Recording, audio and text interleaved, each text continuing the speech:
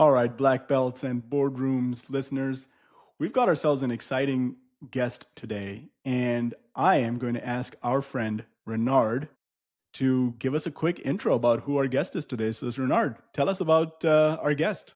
Man, so today is Friday, so I feel Friday night lights, but we're talking about the NFL, so we're talking about Sunday night, Monday night, even sometimes Thursday. And I'm a big Saints fan, so of course, I'm usually buttoned up on here, and I had to wear the jersey because today we have the rivals in the same division of the Tampa Bay Bucks. We have Dr. Charles Harris, the vice president of technology for the Tampa Bay Bucks. Man, thank you for joining us. Thank you for joining us today. Thank you for having me. Thank you. I appreciate it. Oh man, it's exciting. I've told people about who we're gonna have. I was like, man, I'm in that football spirit. But this one is about the technology and about you. And if you could give our listeners your origin story. Let's talk about you. Wow. Let's see. Origin story. I am originally from the Midwest, actually, Northern Indiana. I grew up in the shadow of Notre Dame football in that arena from South Bend area. And I guess in my trajectory, moving towards technology is I think I knew technology was where I wanted to be very early in life. Didn't know what exactly it was going to be, but kind of early memories is dating myself, but the Mac and the what is it called? The video game for where the people go on the wagon train and everything else. That was like elementary school. It was, and I just was really mesmerized by computers. That was at the time when we were in elementary school. There was like at most two computers in there, and you just kind of crowded around. Got the special access to it. But yeah, my trajectory was really I kind of I've been first of all, I've been a sport fan my entire life. I played probably every sport under the sun. I was a soccer player, a basketball player, which is actually my first love, which is basketball. Played football for a season, played baseball. So, being active was what I love to do. And when I started to figure out what I wanted to do, it really layered into technology. And initially, I kind of fell in love with software development. That is actually where I kind of went from kind of a technician into software development for a number of years and had managed a number of software development teams and SAP, .NET, a number of different languages, and kind of fell in love with the holistic aspect of technology and technology strategy. I think it kind of married my love of really learning myself as far as leadership style and understanding that I think when I went through my career, I started to develop my leadership style and how I wish someone in my earlier days of my career had helped me lead me through my career. It was because there is no other technology person in my family at current. I mean, my brother's family, my sister's family included. I'm it, and so it was one of those arenas. There was nobody there to kind of usher you into what's possible, but for most of us, we at our age, we grew up in this time frame when we saw the advent of the internet. We saw, by the time you got to college, you got your first email address and everything else. So it was like it was new forged territory for us. And on top of that, being a first generation graduate for me and my siblings, there wasn't anything in front of you that somebody was kind of pointing the way on. These are your options. You just kind of saw what was there and jumped onto it. Um, and even if you kind of look at my career, it was pretty eclectic, right? There was no general direction that I went in, but hindsight, I see it paid well for me as far as being in a position like where I am is I have some insight into the infrastructure, the software development, the security aspect, the data analytics. These were all things I had my hands in throughout my career that have kind of culminated into me designing how I viewed strategy for any organization that I come into leadership on. And then my leadership style was that of really working with trying to figure out how do we bridge the gap between communication and technology, because as I grew up, most of our technology folks couldn't communicate to save their lives. I mean, it was just, you had your software developers, they love to be in the corner. Don't say anything to me. I'll give you what I give you. You got your engineering folks that they thought they were better than everybody, and they kind of talk down to you because it's like, why don't you know this?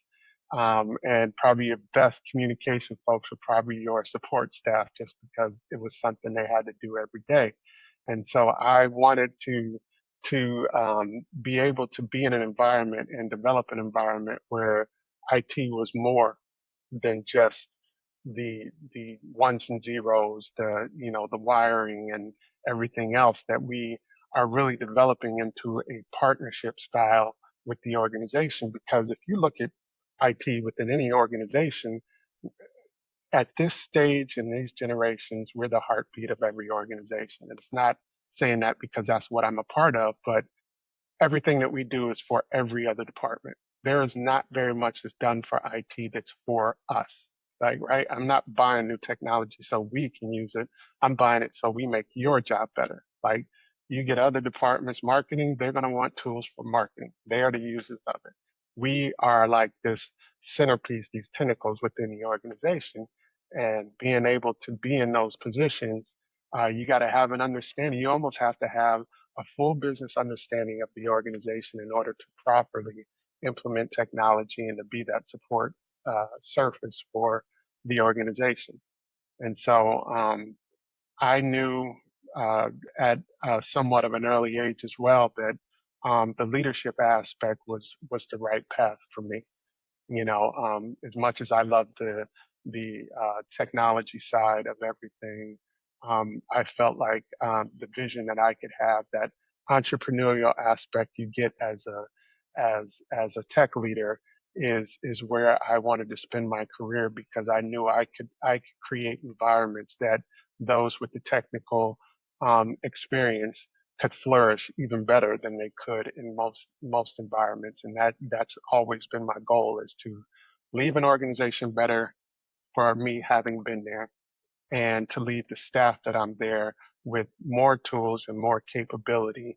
If we ever part ways, is that at this point you've learned to be a better leader, you've learned to evaluate technology better, and you know how to be a better team player behind an environment that I try to create for my staff.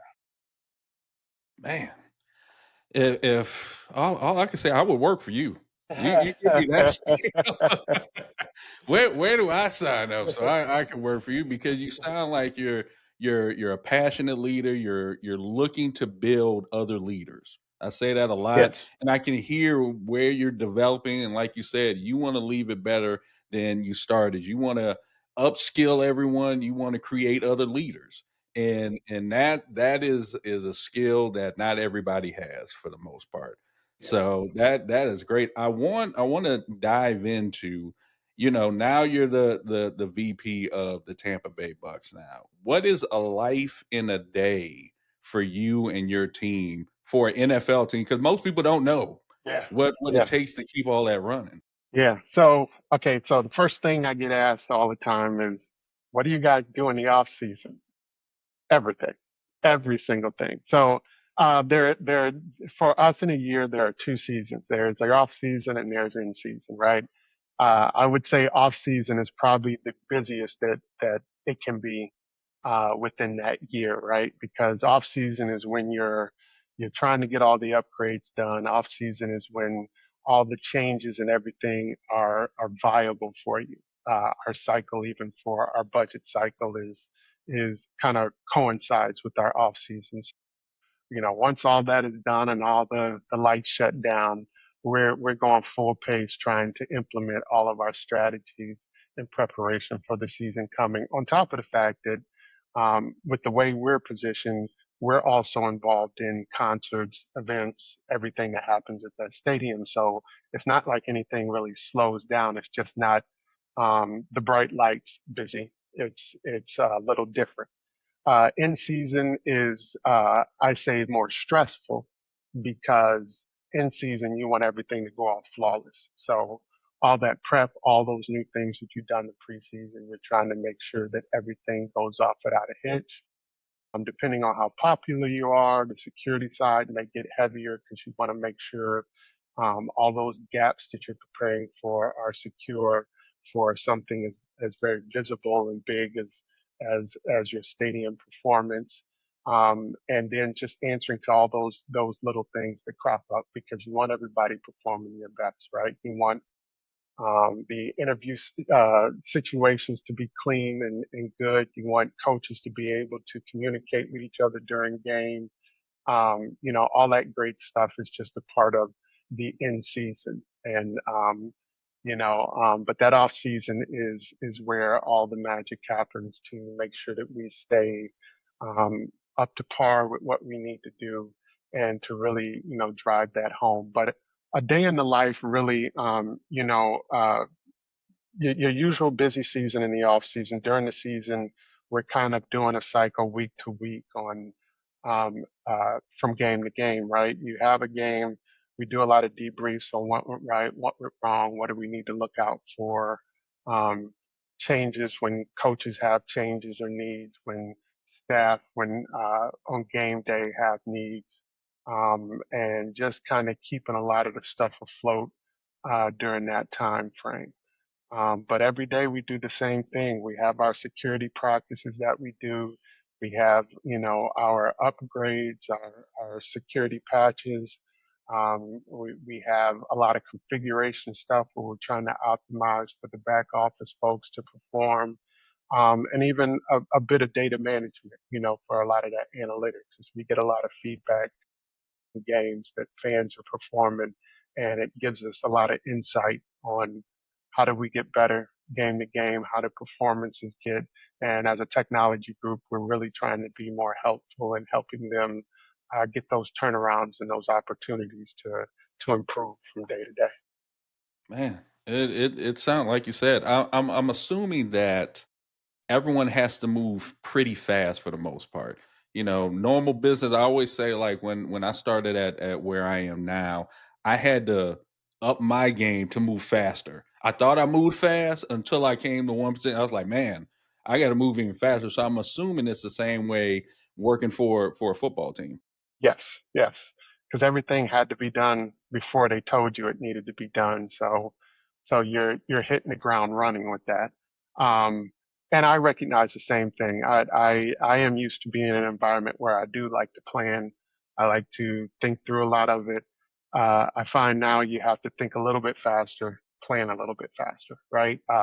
We still don't want to get into a situation, and it's an easy habit to get into. It's just you get something, you just go do it, like, so it's always a big practice to take the momentary time out and say, hey, let's run through our due diligence just a little bit before we go fast pace into it, because those are the areas where you can get yourself in trouble, and make moves that you probably, if you had took a minute to think about it, you'd have been better prepared for any type of outcome. So that fast-paced asset aspect is something that it has to be done, but you always try to position your staff to have the right tools, the right education, the right leadership to be able to manage those mitigations, change management. How are we doing? Are we documented? Who do we need to talk to? Who are the players? When you're doing things, because we have these two sides of the house, the business and the football. And honestly, they both rely on you. They're different needs, using the same network, using some of the same tools, and so being able to make sure that which goes back to my earlier statement, which is being intimately knowledgeable about your organization and what they're doing, so that you almost pre-think a lot of these things, and I better check with this department because I know that they're using these databases and this resource. So if we do any changes, let's make sure that they're on board and communicate with them and find out some of their use cases on what they're doing. So those are often the challenges. Just in football, there's a lot to juggle. Demand for everybody is very different. And I'm sure a lot of organizations are like that. But we even get some demands that come from the NFL itself. So there's this broadened relationship when you talk about the league itself, your internal football, your internal business, and all these drivers come together where you have a lot to navigate when you're in this environment. That, Charles, I am hearing so many of the same undertones as I do in my organization. Yep. Yep. It just is a different setting. So, I love the fact that you latched onto leadership very early on in your career. So, NFL is all about high performance. I mean, you've got people running, what is it, 40 yards in very short amounts of time, right? So the athletes are performing at a very high level. So as a technology leader, how do you think about your high performing teams and building high performing teams? So performance management, what does it look like from your vantage point philosophically and tactically? Yeah, so a lot of my goals on upping my team's performance really starts with me communicating with them, right? Is um, I often come into an organization and I talk to each one of my teams. What are your goals?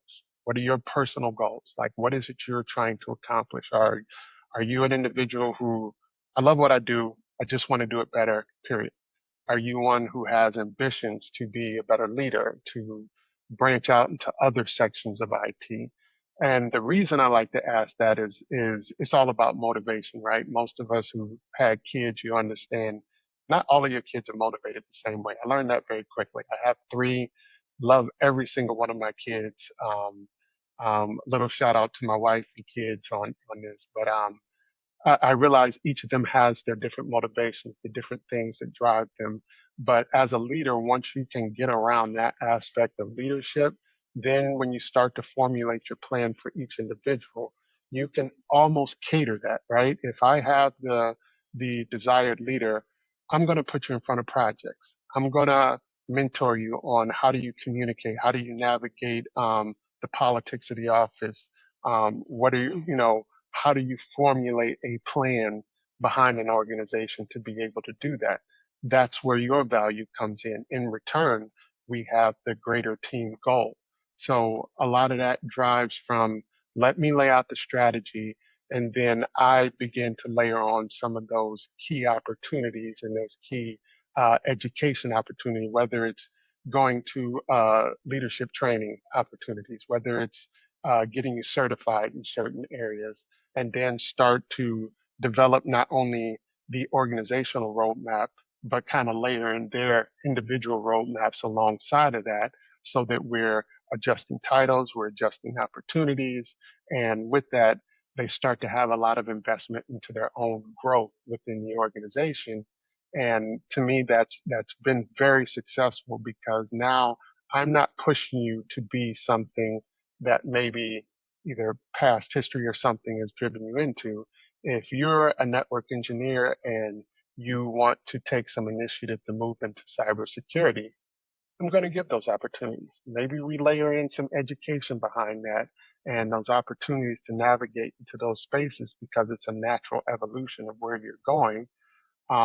And I find that not only gives you the opportunity to keep staff, right? Because now you're with somebody who's invested in your future, which, that's the goal I'm trying to show that I'm invested into your future. And two, it gets me to the point where I can get the most out of you because this was your plan. It wasn't mine. This was your plan. This is yours. You have some vested interest because you came to me and you told me this is what you want to be. You're trying to prove to me that you can be what you said you wanted to be. I'm just kind of a guide, a help to point you in some things that I know will get you to where you go. But it's ultimately up to you to spend that time and that energy to read, to learn, to grow, to stretch yourself and do those things. So uh, and again, these all stem from things that I figured out I had to do for myself, in order to get at least to the point that I was at. One of my earliest jobs behind leadership was UPS, one of the toughest jobs you'll ever do, right? Organization, I can say, does a great job in leadership training.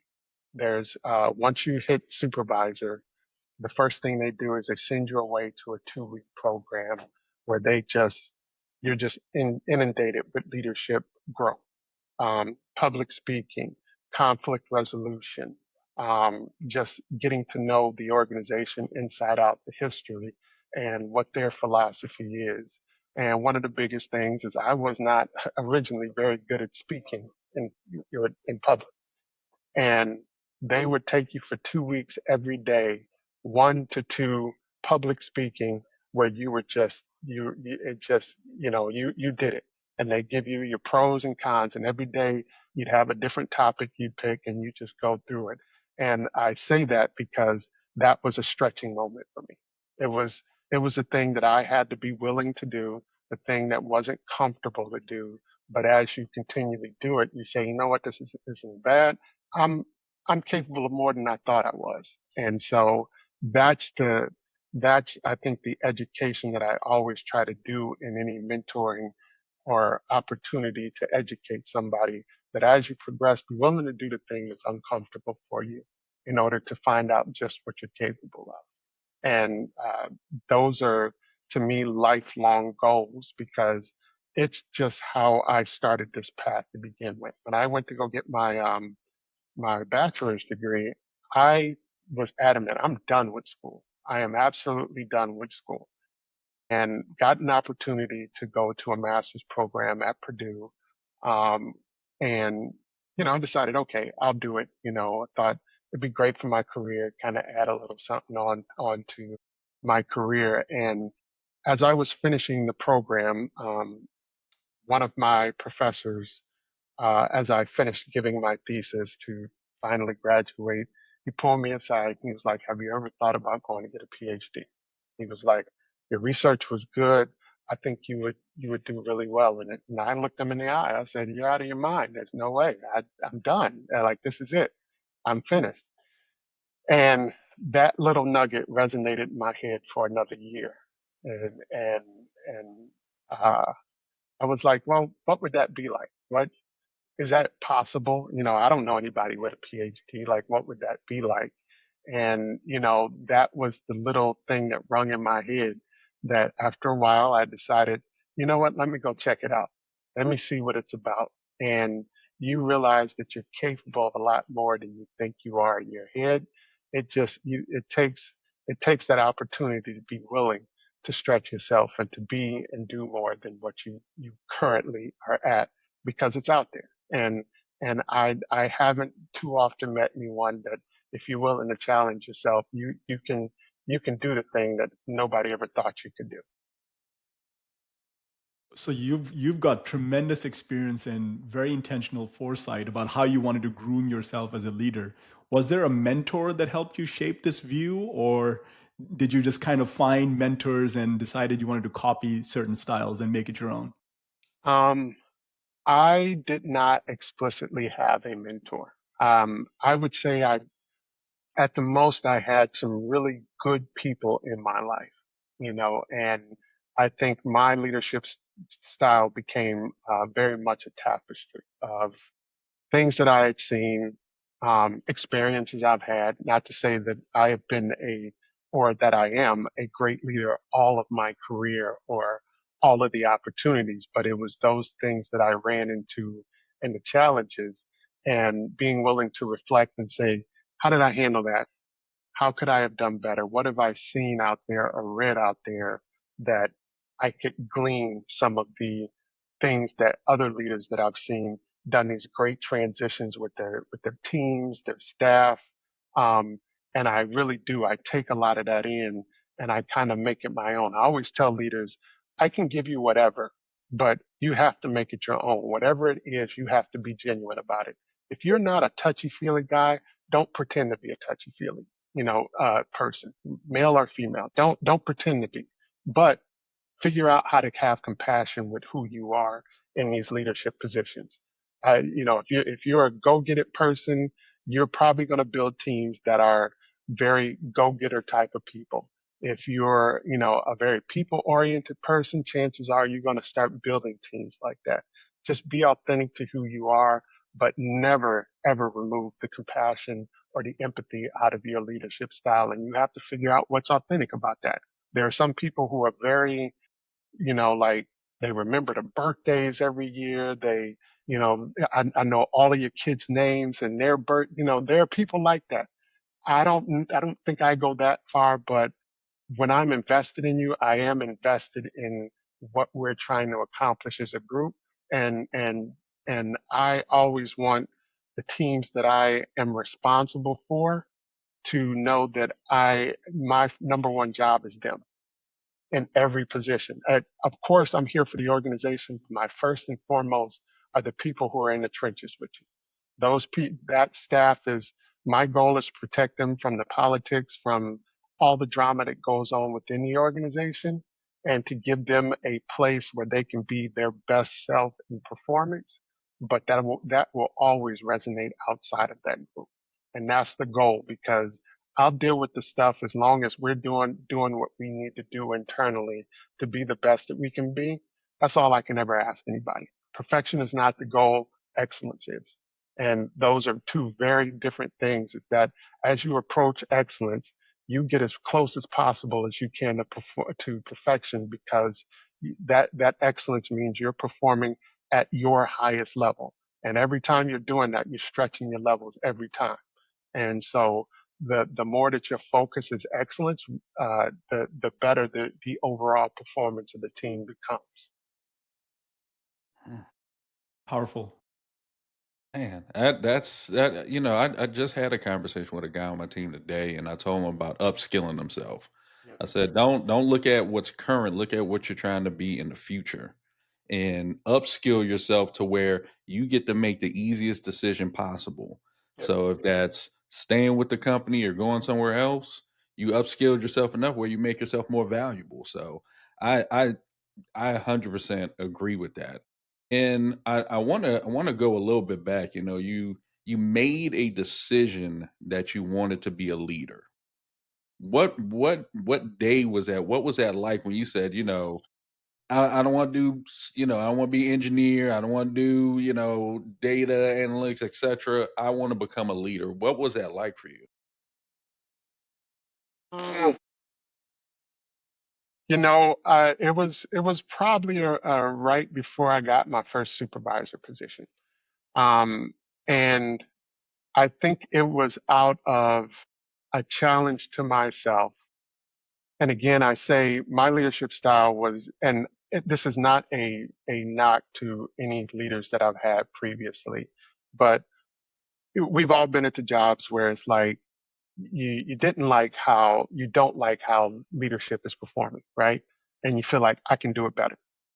I'm a type of person like, let me see if I can do it better, right? And it was one of those things that the opportunity came about, some leadership had exited, and I kind of put my hat in the ring. At that time, I had a master's degree, and I was like, let's jump into this and let's see if I have what it takes to do so because I have a vision in my head, and I think driving me to that was the whole aspect is I had this vision in my head of what working in this industry should look like. And the only way that you can get that out is to be the person making the decisions in those arenas. And again, I always say I think I gravitated towards it because there was a level of entrepreneurial thing that I wanted to itch, but I wasn't in a position at those times early on to branch out and to go do the daring, entrepreneur, do my own business type of thing. But this was my way of testing those waters and to see, what do you have to be this type of leader to be successful? I wasn't convinced. I wasn't convinced that do as I say type of guy is what it takes. I wasn't convinced of being the secretive. I'm not going to tell you everything. Just navigate without that. I wasn't convinced that involving me as an employee to invest in me wasn't the way to go. And when you start to get the feedback that you get from the staff that you lead, that's what tells you you're going. That's how I envision my success is the people that work with me. That's my gauge of success. It's not about how high I get. It's not about what my boss tells me. It's about those folks that when you leave a company, they're hinting to you that take me with you. It's about those folks that's like, you've been the best boss that I've ever had. It's those types of things because we all work. We all work because we have to. Let's just be honest. Most of us would be doing some nice leisure stuff. Me making your life a living hell within this environment does us no good. Absolutely no good.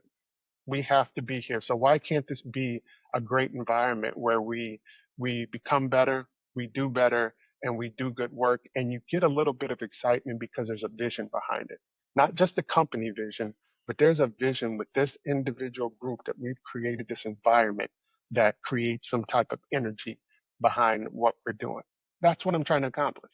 That's ultimately what I'm trying to accomplish. IT is IT everywhere, anywhere, football, healthcare, and I've been in a lot of different industries. I've been in healthcare, education, satellite communications, sports and entertainment, transportation. IT is IT everywhere. We got to secure it. We got to fix it. We got to implement it. We do all those things. But to have an environment where you can accomplish those things, be creative, and to put a little bit of yourself into the organization, that's the environment that I always try to create because you give people their best selves and they will give it back to you every single time. Man, that's true. That's true. It's funny. Like your story of being in different industries is the same as mine. I've gotten a chance to be in multiple industries throughout my career, so it makes you in a sense easily adaptable to a new environment. Be like, hey, I know IT. I just got to understand this environment, but I know what's going on. So it makes you adaptable in many different ways. But then it also gives you a different view of I see how IT functions in these different areas. You know, one might be a little bit slower, one might be faster, etc. But it makes you adaptable. And I want to go into, you know, you've been the VP of technology for the Tampa Bay Bucks for a couple of years. Go back and tell us that process of how did that happen? How did you get into the organization, etc.? Because I'm sure there's a lot of people wonder how do you even get to work in technology or any department for a NFL or pro franchise? Um, yeah, mine is a little unique because I wasn't necessarily looking for it. Somebody reached out to me. It was my previous job. I was working for a healthcare organization, nuclear pharmaceutical company that, it had 40, 50 locations around the US. I was working remote at the time, and an executive recruiter had reached out to me and was like, "Hey, we got a VP of technology opportunity in Tampa," and I was like, well, I'll hear you out and see what it's about. Had no idea, that it was for a club. It was just honestly, I saw the job description with no expression of what real industry it was, but I was like, this is kind of cool. I could easily do this. It would be great. And upon talking to him, it was with the Buccaneers. So the Buccaneers come and call, and you kind of gotta see what opportunity is there. And I told him, I was like, if they're interested, then I'll definitely be open to having discussions. And it kind of just snowballed from there. And here I am. I find myself here. And honestly, at the time, before they had called me, I had moved to Chicago. So I used to live in Orlando, had moved to Chicago. Um, Moved cross country. It was just an opportunity. I got, up north, I got family and everything there. And when they called, I was like, well, I kind of like, I'm not in Florida anymore. But in further, discussing, my wife and I was like, okay, let's take a look and see what this is about. And sure enough, ended up going from there back down to Florida. So it was an interesting transition on how we move. But if anyone is looking to get into sports, obviously there are not a whole lot of sports as far as particularly in football, but there are a whole lot of sports venues. I mean, if you think about everything from the different types of sports and the different areas that locally D1, even colleges. Those are some real beginning opportunities you start to look for in getting in the environment, right? Because those transitions, just by nature, they happen to be a bit easier going from one type of sports, either venue or entertainment type of setup to the next. So those would probably be the real ways that you get into those areas. And I've seen quite a few opportunities that are out there, whether it's baseball, whether it's basketball, or whatever. I would say just really keep your eyes open, network as much as possible because, in communities, there are connections, right? For instance, for here, me in Tampa, I have a great network of folks, everything from the Port Authority over here where the boats are. I know the CIO there. We're good friends. The airport, the VP there that leads that, good friend of mine.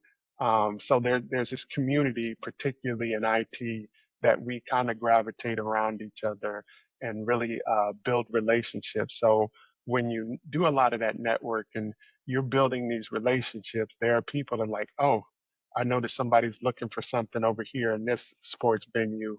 I'm gonna have them keep an eye out on something for you.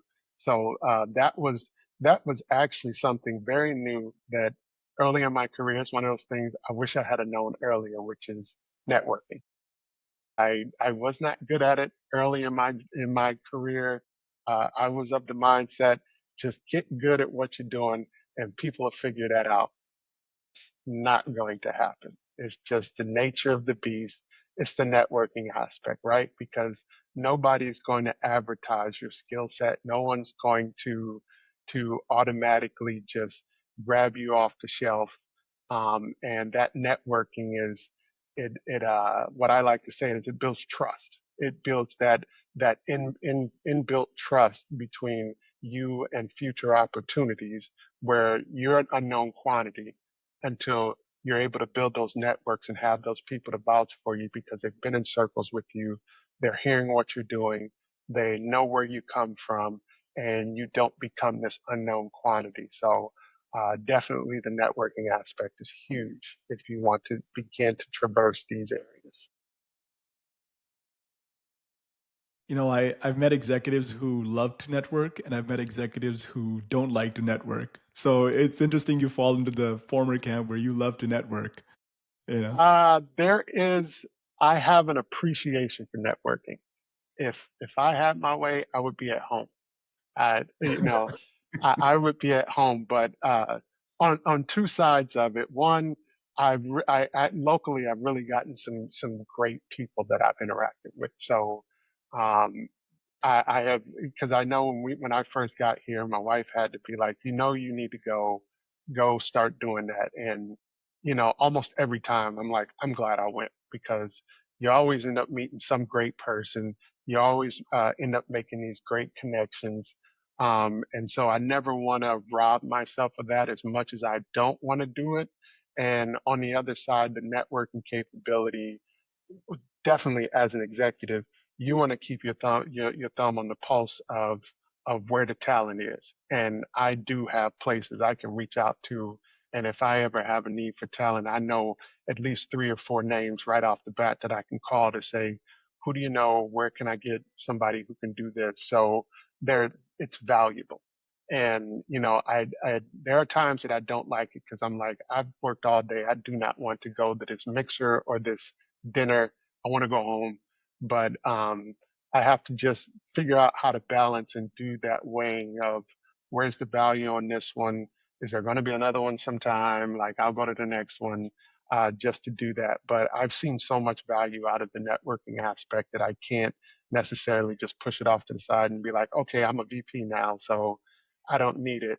That is never the case. Like it's there's so much value that comes back to it that you just have to figure out how to balance the two. Yeah. So I'm hearing two themes there in your statements there, Charles. So I just want to just pick on that just a little bit more. So I know for some folks, they look at networking as a transactional event. I'm going there because so and so is going to be there, and I want to be able to, tap shoulders or whatever it is in those events. And then there's somebody like yourself who is actually investing, building equity with the community, with the folks around you in different organizations and industries.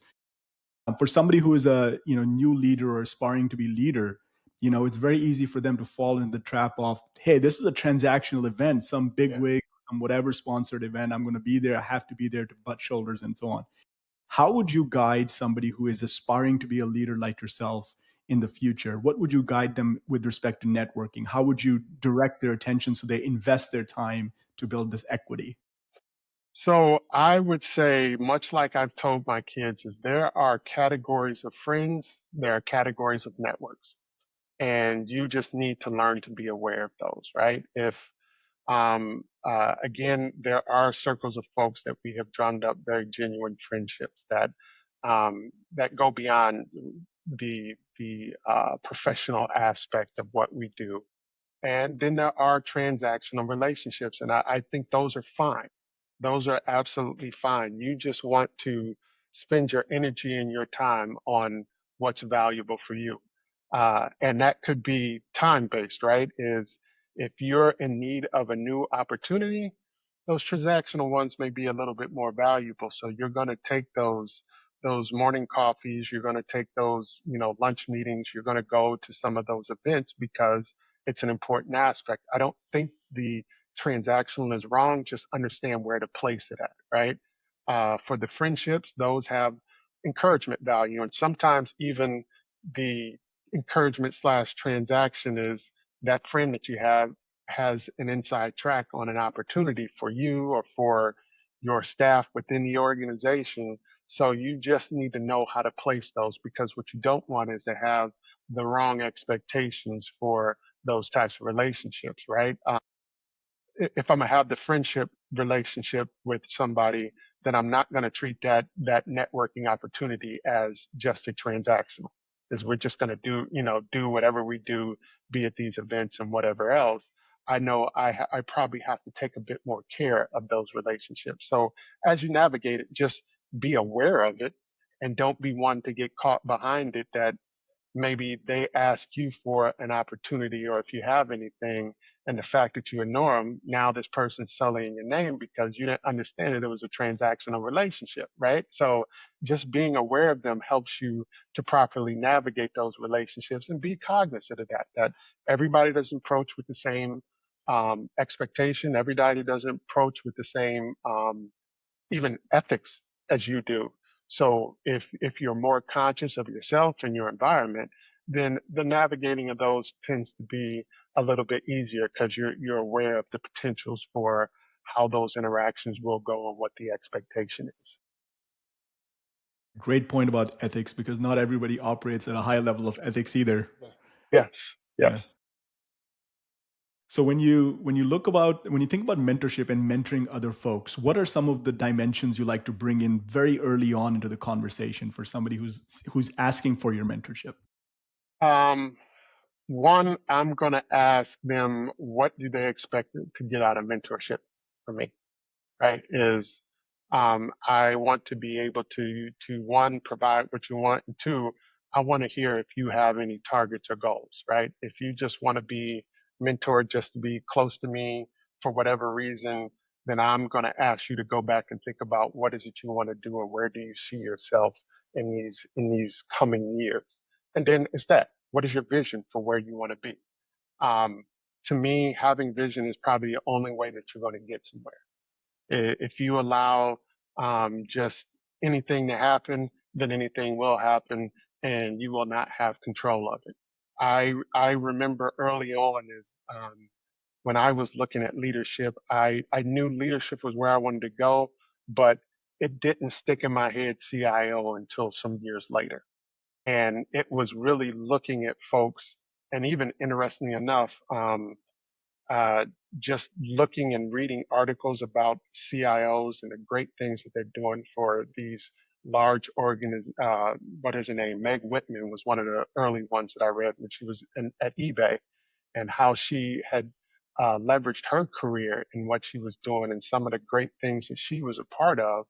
And honestly, this random woman's, CIO journey was so intriguing to me. It's like, I think that's kind of the direction that I want to head. That's that target, right? Is, you're driving this mechanism of technology behind pretty much leading an organization. I know there's a CEO, but you're the engine behind that whole thing. And that's when that mental target hit me, is that that's where I'm headed. That's where I want to go.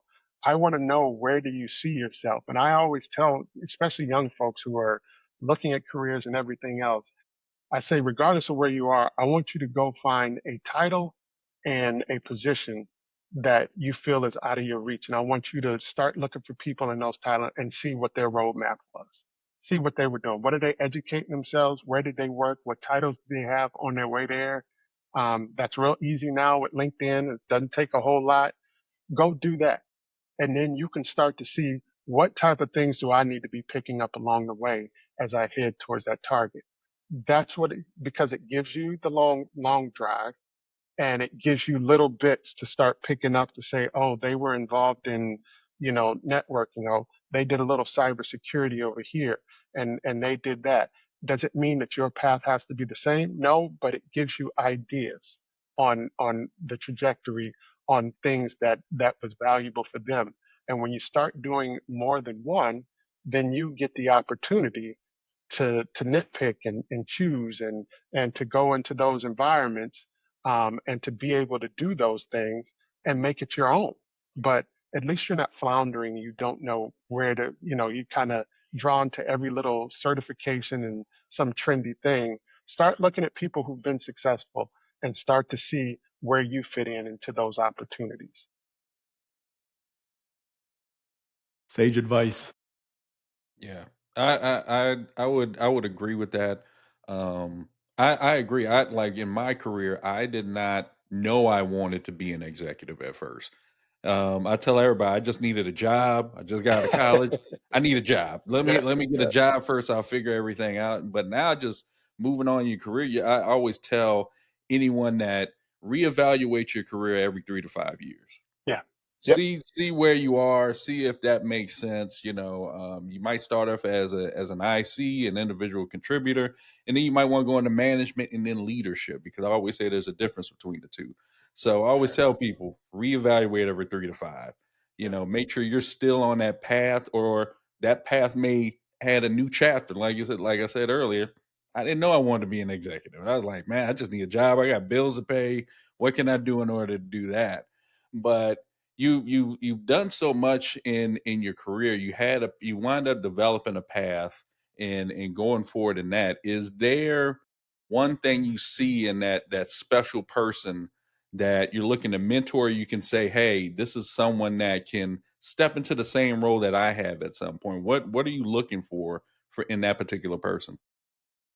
A lot of times what I look for is the self motivation. What are you doing without the guidance, right? Is who's taking that initiative when a leadership opportunity comes up? You may not be good at it, but you're stepping in there, right? Who's who's open to the a little idea had been dropped, you picked it up and you ran with it. Those are the types of things that are going to get you successfully into those leadership positions, right? When you hear somebody say, hey, I read this book, there was a great leadership book, nobody asked you to do it, you went and did it, right?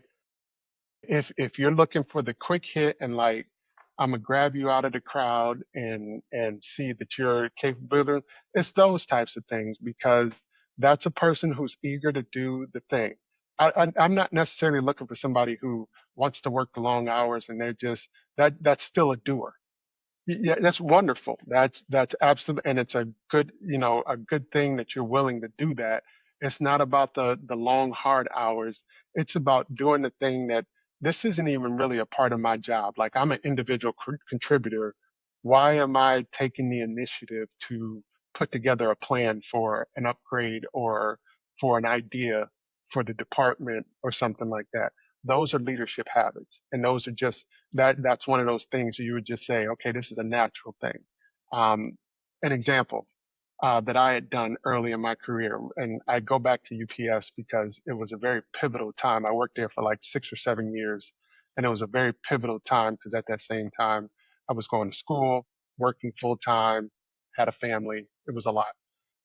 But at that time, I was a technician. Technician goes out, and actually, it was one of my first salary jobs that I had had. And we went out and we did support for customers out in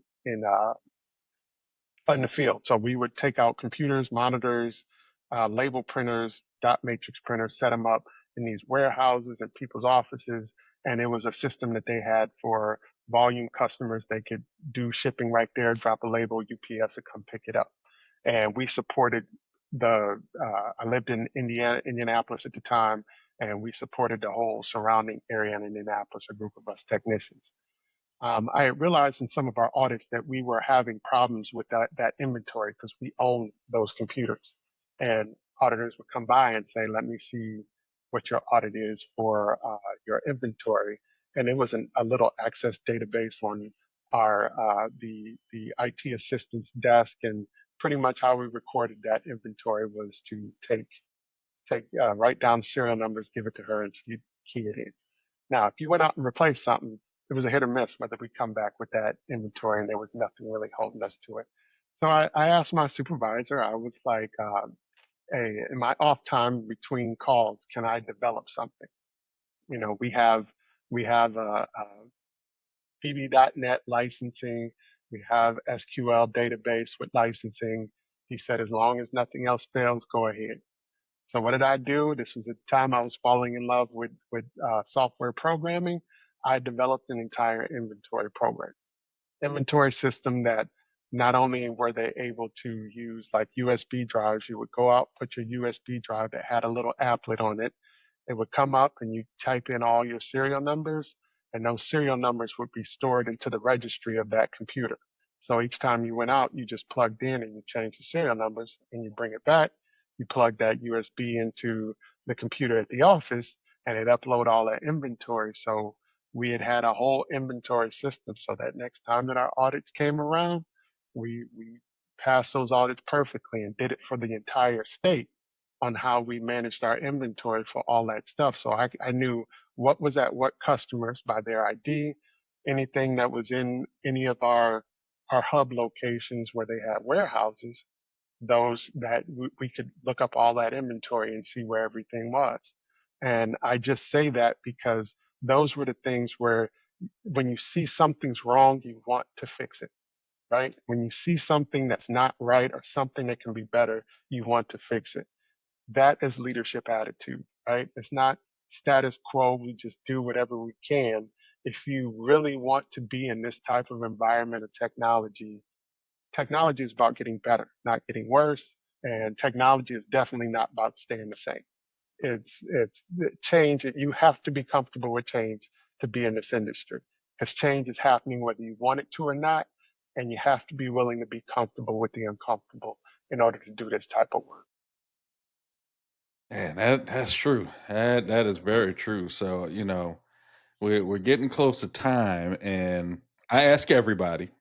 I've asked several of our guests that we've had. I always ask, "What's your theme music? What's that music that gets you pumped up when you're trying to go into the office? What's the music for you?" All right. I got one of my favorite artists, LL Cool J, Mama Said Knock You Out. Yeah. So I say that that's the theme music because I feel like that's the attitude you have to run into every challenge, right? Is you have to be willing to put up the fight for your career, for your future, for the organization that you're battling for. is you got to be ready to hit the ground running. You got to be ready to put up that fight. And so when mama say knock you out, it's got to get I love that. I love that. done. For a second, I thought you were gonna go. I'm bad. You know, the original to start off. Yes. Man, I It, thought you were gonna do that one. it was a play, but this one it's about to fight. It's about to fight. Oh man, I love that. I love Yeah. that. Charles, I gotta say it was great to have you on our podcast today. We learned so much from you. Like I said, I would work for you. Easy. Thank you. I would work for you. I think Amir would too. I like, hey, where do we sign up? Because you are truly being an empathetic leader. You're leaving a legacy wherever you go, and you can see it the way you're talking about, the way you love what you do. You can tell that you are an empathetic leader that want to see other people grow, and you're trying to Yeah. create other leaders. Yeah. So, we appreciate you having you on the podcast. And before we go, I'll ask you one more before we go. What Okay. is the last thing you want to leave for the Black Belts and Boardrooms audience? I guess the last thing that I would leave is, you know, um, in all of this that we do, technology, leadership, be willing to do the daring, right? I think there's so much in pretty much corporate industries that tries to force you to be consistent and do the same thing over and over, to approach things the same way. Be willing to do the audacious. The audacious is where the marks are had, right? The audacious is where the opportunities and the energy comes, right? And not to say that everything has to be uncharted territory, but always be looking for that opportunity to be innovative. Always look for that opportunity to do things and see things differently, because we won't know what works until we have people out there willing to do the audacious in what we do. And so just be daring every day. I love that. I love that. That's the way you end a podcast off. Yeah, So yeah. for our Black Belts and Boardrooms audience, we will see you on the next one.